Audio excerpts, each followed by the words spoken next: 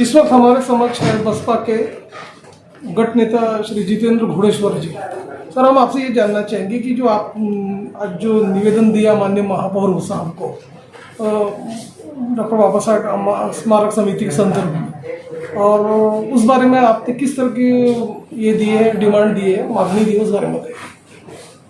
सर्वप्रथम मैं महानगर पालिका में मेरे पार्टी का पक्ष नेता बनाकर मुझे सम्मानित किया, तब से लेके मैं बहुजन समाज की आवाज़ को बुलंद करने हेतु विविध समस्याओं को महापौर के सामने निदर्शन में लाने की कोशिश कर रहा हूँ।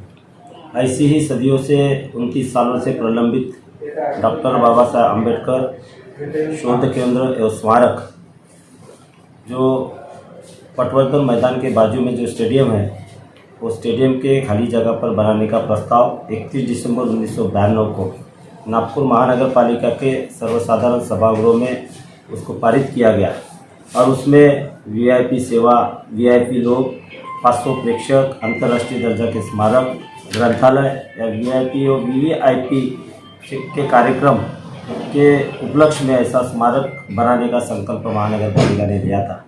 मगर 29 सालों से मात्र राजनीति हो रही है, काम मात्र कुछ भी नहीं हो रहा है। 15 साल पहले 14-15 साल कांग्रेस की सरकार इस महानगर पालिका में रही।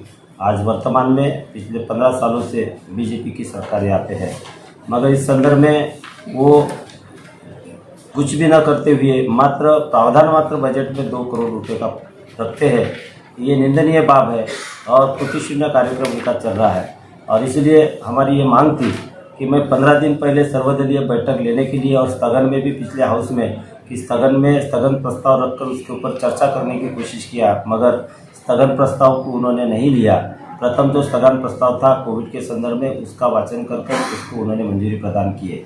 मैंने उनको महापौर को ये कहा था कि इसके ऊपर सर्वदलीय बैठक डॉक्टर बाबा साहब अम्बेडकर शोध केंद्र और स्मारक बनाने हेतु सर्वदलीय बैठक बुलाने का मैंने विनंती पत्र उनको भेजा था, मगर आज तक उन्होंने नहीं बुलाने के कारण मुझे आज ये धरना प्रदर्शन आंदोलन करना पड़ा।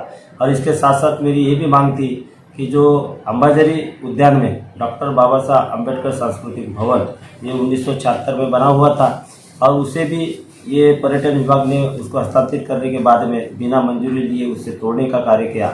इसका भी हमने निषेध करते हुए उसको पुनर्बाधित करने का कार्य करना चाहिए, ऐसा निवेदन हमने दिया। साथ साथ नागपुर शहर में आरक्षण के जज छत्रपति शाहू जी महाराज, इनका पूर्ण पुतला कहीं पे भी नहीं है और वो मेडिकल चौक में बनाने का प्रस्ताव मात्र महानगर पालिका में लिया था और 2019 में 19-20 में बजट में हमने उसको प्रावधान करने के लिए कुछ निधि उपलब्ध करने की मांग की थी और वो बजट में प्रस्तावित हुआ, मगर पुतला मात्र अभी तक के नहीं उभारा गया। इसके लिए भी हमने उनको निवेदन दिया। साथ ही साथ नागपुर शहर में महा मेट्रो बनी है और उसमें महानगर पालिका का शेयर जो है 20% शेयर है।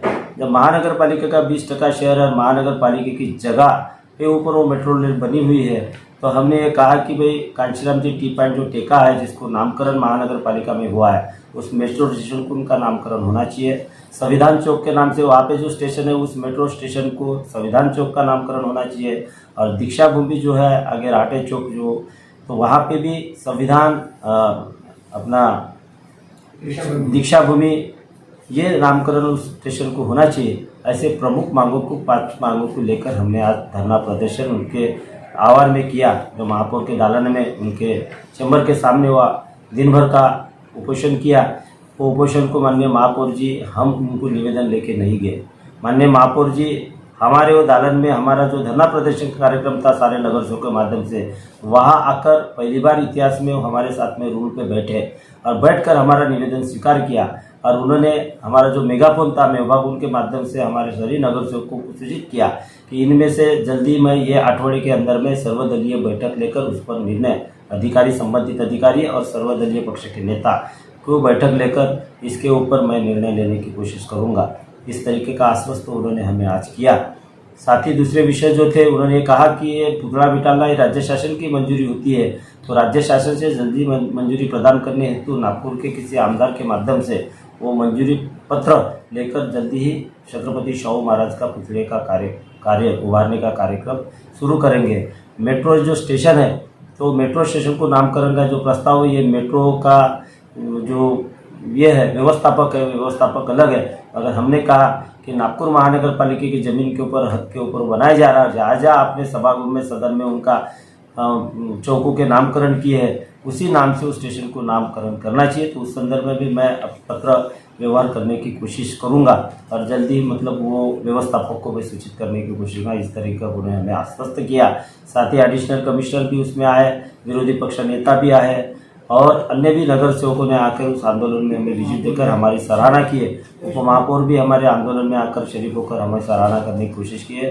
तानाजी ने, मनोज सांगोड़े, हमारे लोनारे नगर सेवक, ये सारे और बहुजन समाज पार्टी के सभी 9 नगर सेवकों ने दिन भर धरना प्रदर्शन कर जो समस्या प्रमुख थी, जो 1/3 पॉपुलेशन अम्बेडकरी जनता का नागपुर शहर में है और उनकी ये समस्या और मांग है, उनका प्रतिनिधित्व कर ये निवेदन महापौर को देने की कोशिश की। घोड़ेश्वर जी, आप हमें ये बताइए कि जो 5 मांग के संदर्भ में आपने जो शासन को ज्ञापन दिया हुआ है, आयुक्त को और महापौर साहब को जो ज्ञापन दिया हुआ है, तो ये जो 5 मांग है, तो इसके लिए कुछ आपने टाइम लिमिट दिया हुआ है कि डेडलाइन की एक आपकी मांग पूर्ण हो? निश्चित रूप से महापौर, हम निवेदन लेके उनके चैम्बर में नहीं गए, बल्कि कमिश्नर हो या महापौर हो या उपमहापौर हो या विरोधी पक्ष नेता है, हमारे आंदोलन के स्थल पर मतलब जो महापौर के दालन में उनके चैम्बर के सामने हम जो धरना लेकर बैठे थे, तो हमने उनको ये कहा कि ये अगर जल्दी से जल्दी 8 दिन के अंदर में इसके ऊपर ये जो निवेदन है इसके ऊपर आप अगर अमल नहीं करते तो हम ये चेतावनी दे एडिशनल कमिश्नर के सामने कि हम महापौर के दालन को टाला ठोको आंदोलन करेंगे।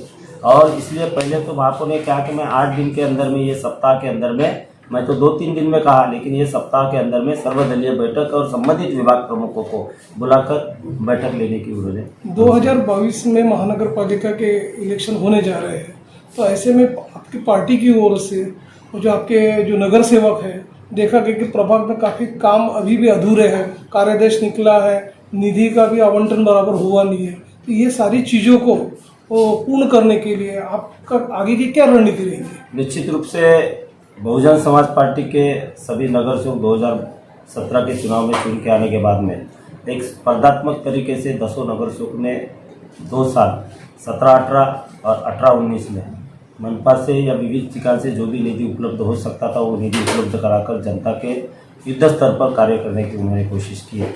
लेकिन उसके बाद में नागपुर शहरी नहीं तो पूरे देश के अंदर में, विश्व के अंदर में कोरोना पेंडेमिक शुरू हुआ और कोरोना पेंडेमिक पीरियड में जो स्थिति थी, उस स्थिति के अंदर में हमारे सारे नगर सेवकों ने जनता की सेवा, जो भी किट बाटों को, दवाई, औषधि या जो भी उपयोगी उनकी सेवा करने का प्रयास वो निश्चित रूप से किया।